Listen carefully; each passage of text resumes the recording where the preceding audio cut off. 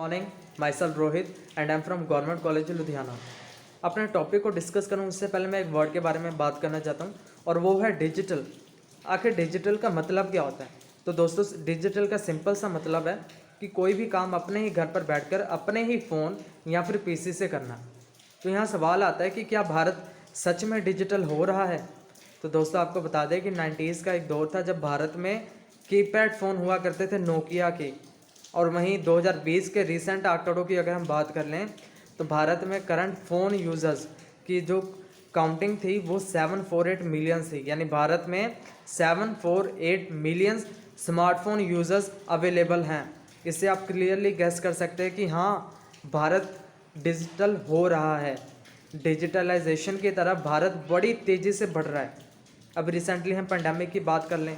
Pandemic जब पूरे देश में कोविड-19 फैला था, हर एक सेक्टर जो है इससे इफ़ेक्ट हुआ।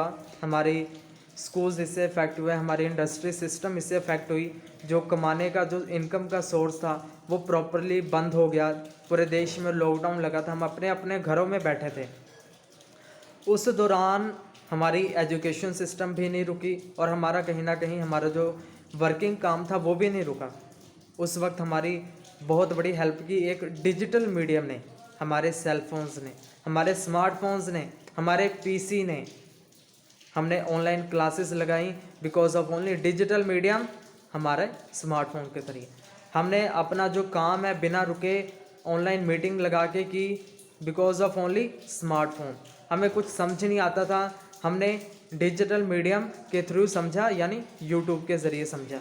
यूट्यूब पे काफ़ी पेड क्लासेस आई जिसके थ्रू हमारी जो एजुकेशन सिस्टम है वो कोविड के टाइम में भी नहीं रुकी है।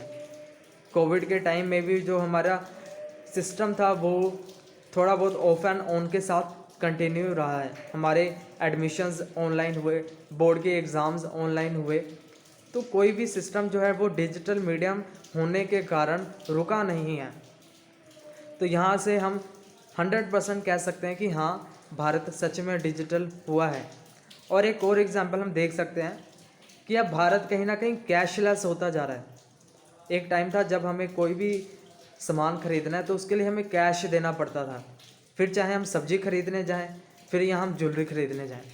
पर आज आप ज्वेलरी खरीदने से लेकर आप रेडी पर कोई भी सब्जियां, कोई सामान खरीदने जाते हैं तो वहाँ पर आपको पेटीएम या फ़ोनपे या फिर कोई भी QR कोड जिससे पेमेंट कर सकते हैं, ऐसे मीडियम देखने को मिल जाएंगे। तो ये क्या दर्शाता है? ये दर्शाता है कि हाँ, भारत डिजिटल हो रहा है। आज हम कैशलेस होते जा रहे हैं। कोई भी ट्रांजैक्शन है फ़ोन टू फ़ोन कर रहे हैं। हमारी जेब में पैसे नहीं है पर हमारे फ़ोन में पैसे हैं। हमारे जो डाटा बुक्स हमने अब पॉकेट में नहीं रखा है, वो हमारे फ़ोन्स में रखे हैं।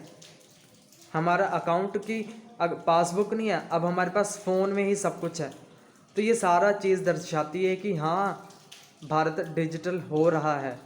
और हम कह सकते हैं कि हाँ, भारत 100% डिजिटल की तरफ बड़ी तेज़ी से आगे बढ़ रहा है। और आने वाले टाइम में जो टेक्नोलॉजी है वो बहुत ज़्यादा स्मार्ट होने वाली है।